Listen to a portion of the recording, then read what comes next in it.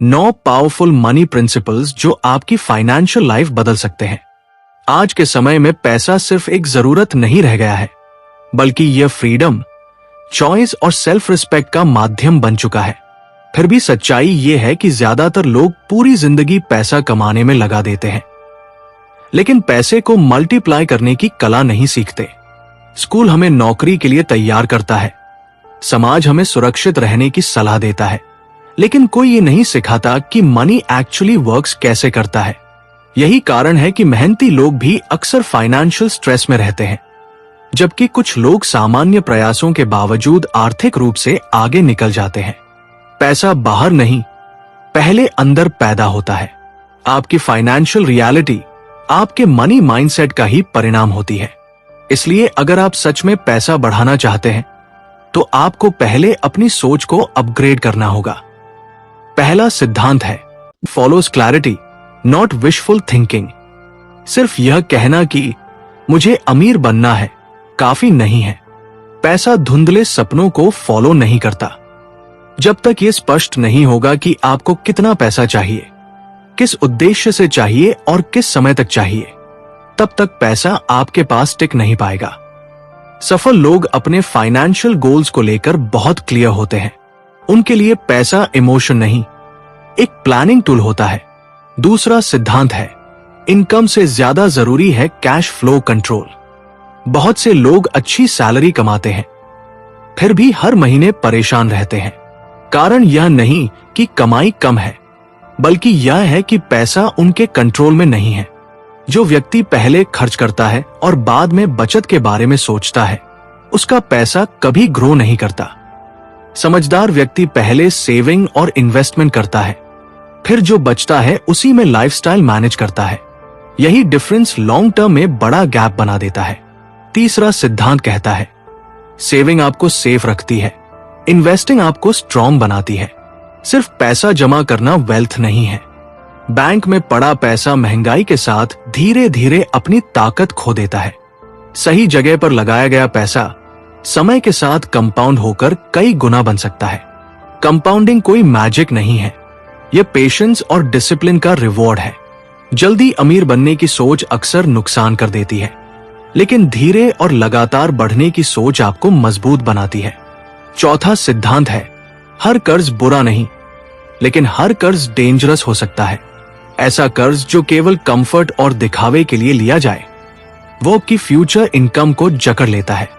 लेकिन ऐसा कर्ज जो स्किल, बिजनेस या इनकम जनरेटिंग एसेट के लिए लिया जाए, समझदारी से इस्तेमाल हो, तो वो ग्रोथ का रास्ता बन सकता है। फर्क सिर्फ इतना है कि आप कर्ज को इमोशन से लेते हैं या कैलकुलेशन से। पांचवा सिद्धांत, एक्सपेंस कंट्रोल जरूरी है, लेकिन ग्रोथ सैक्रिफाइस नहीं करनी चाहिए। हर खर्च गलत नहीं होता। एजुकेशन, हेल्थ, स्किल डेवलपमेंट और सही टूल्स पर किया गया खर्च इन्वेस्टमेंट होता है, वेस्ट नहीं। लेकिन स्टेटस दिखाने के लिए किया गया खर्च, ईएमआई लाइफस्टाइल और अननेसेसरी लक्सुरी आपकी वेल्थ को चुपचाप खा जाती है। रिच दिखने की कोशिश करना सबसे तेज तरीका है गरीब बने रहने का।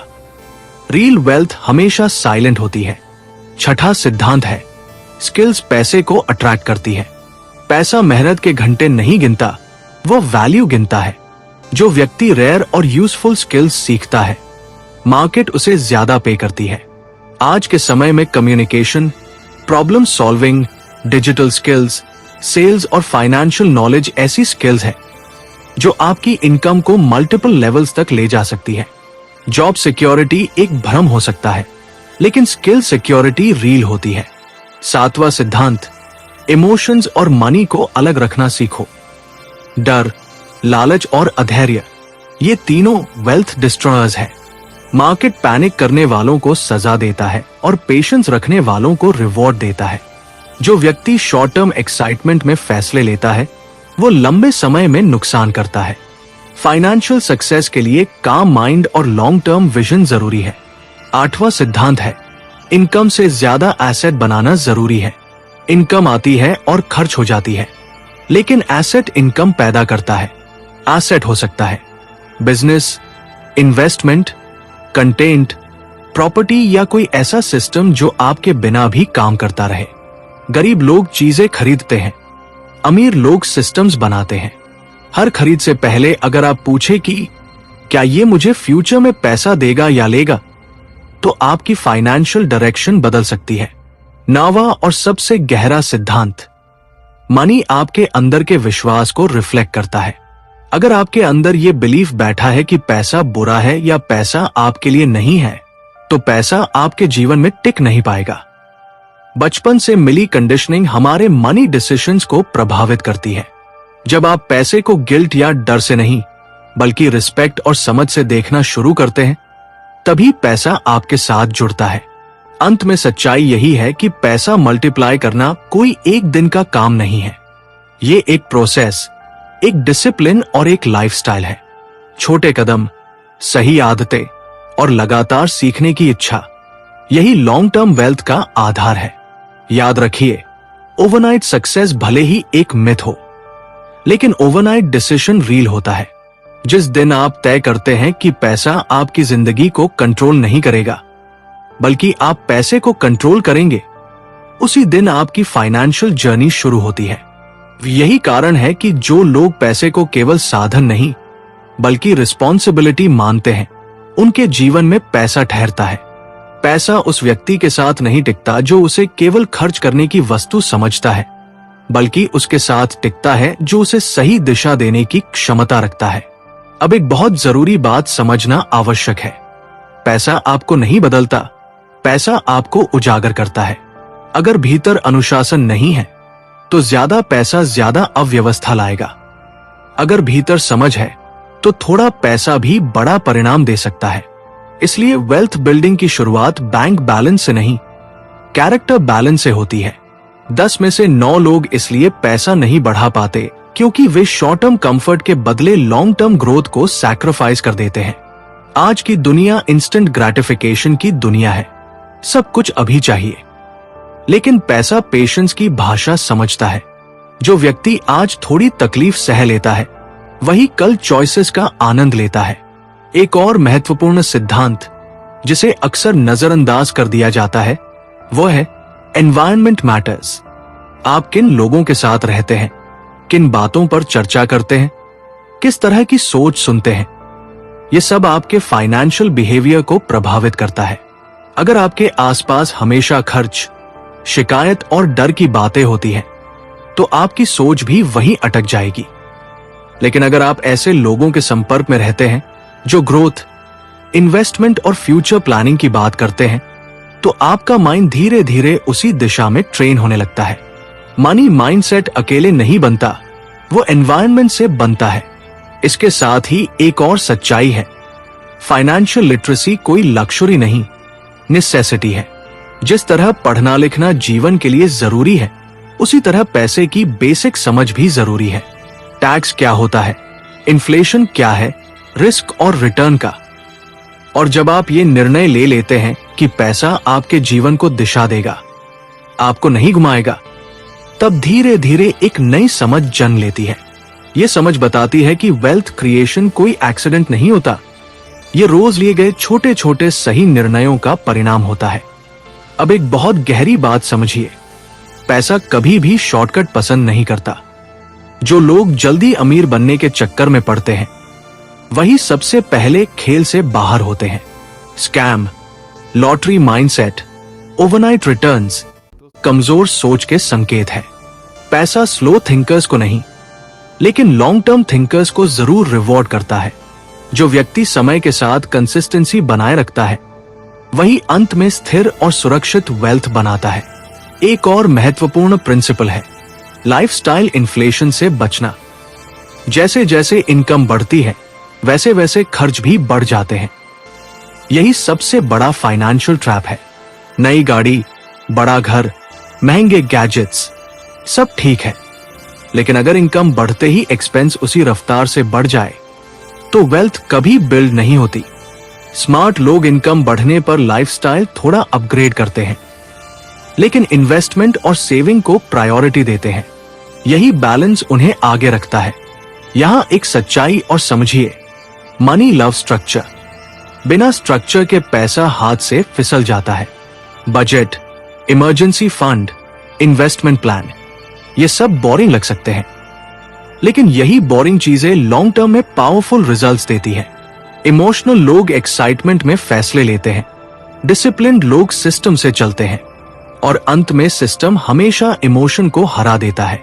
धीरे धीरे जब आपकी फाइनेंशियल अंडरस्टैंडिंग बढ़ती है, तब आपको यह भी समझ आता है कि रिस्क से डरना नहीं, रिस्क को मैनेज करना सीखना चाहिए। जीरो रिस्क जैसी कोई चीज नहीं होती।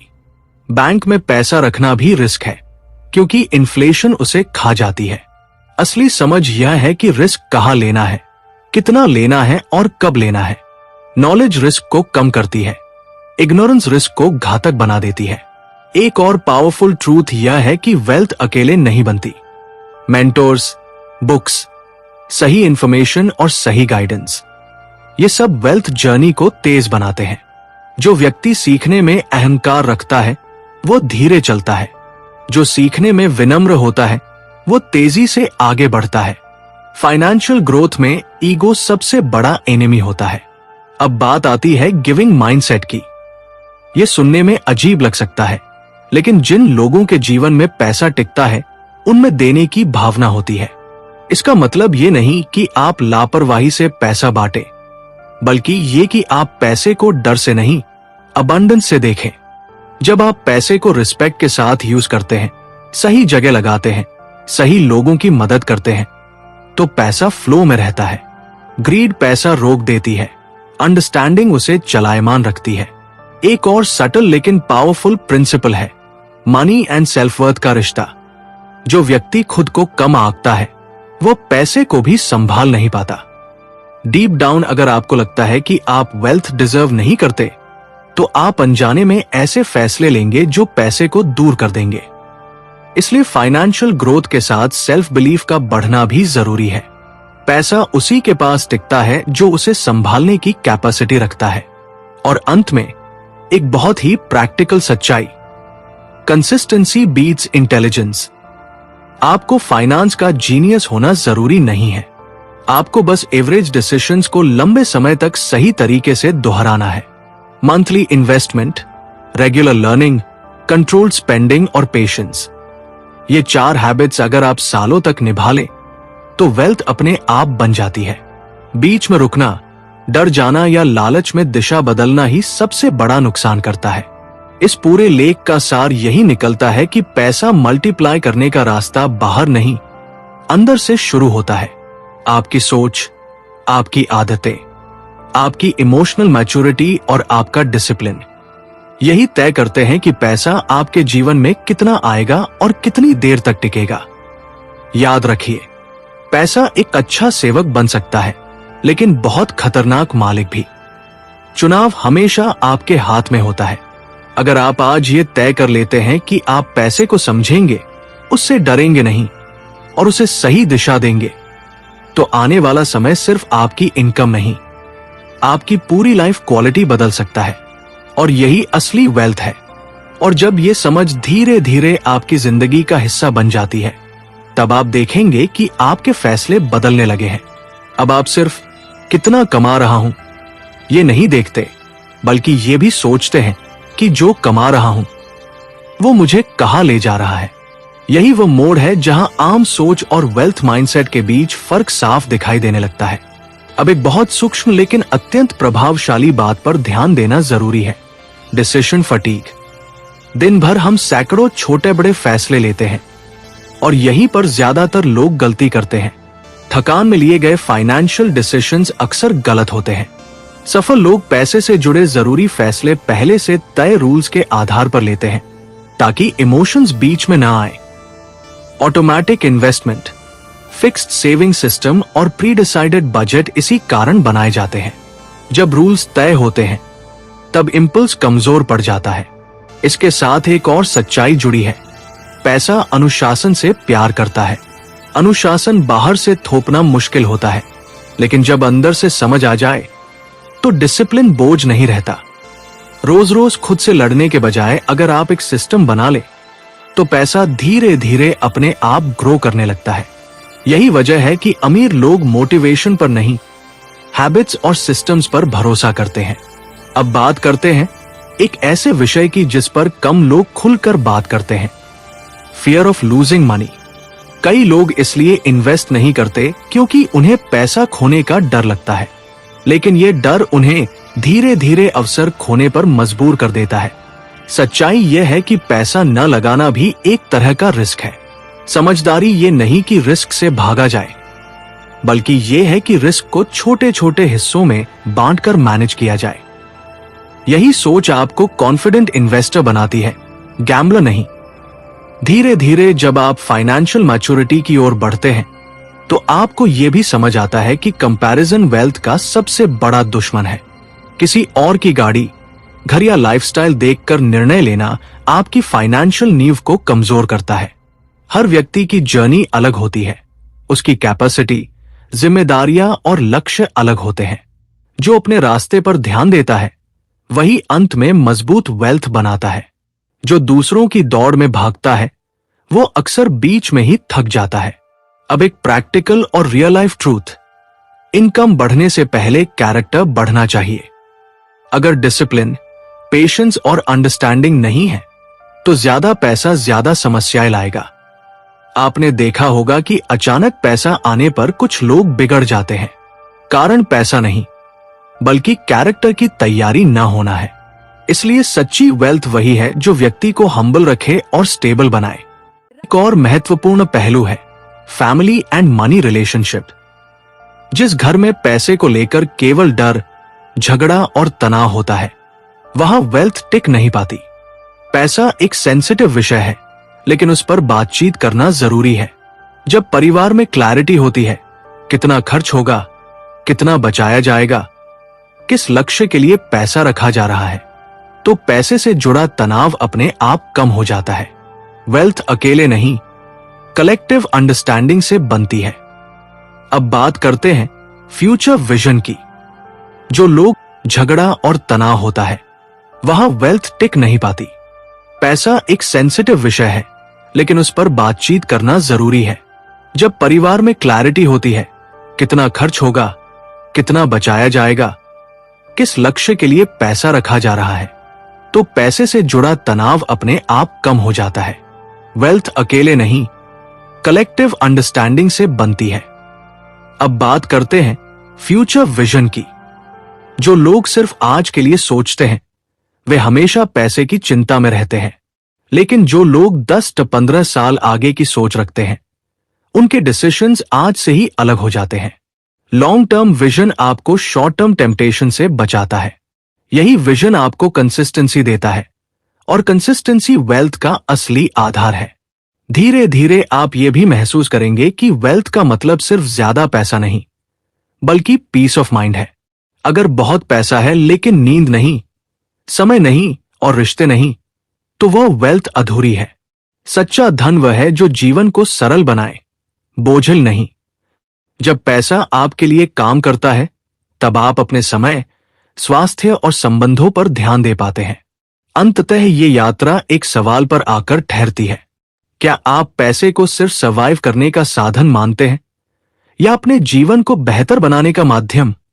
अगर आपने दूसरा रास्ता चुना है, तो समझ लीजिए कि आप सही दिशा में हैं, क्योंकि पैसा उसी के साथ चलता है जो उसे समझता है, सम्मान देता है और सही उद्देश्य से उपयोग करता है।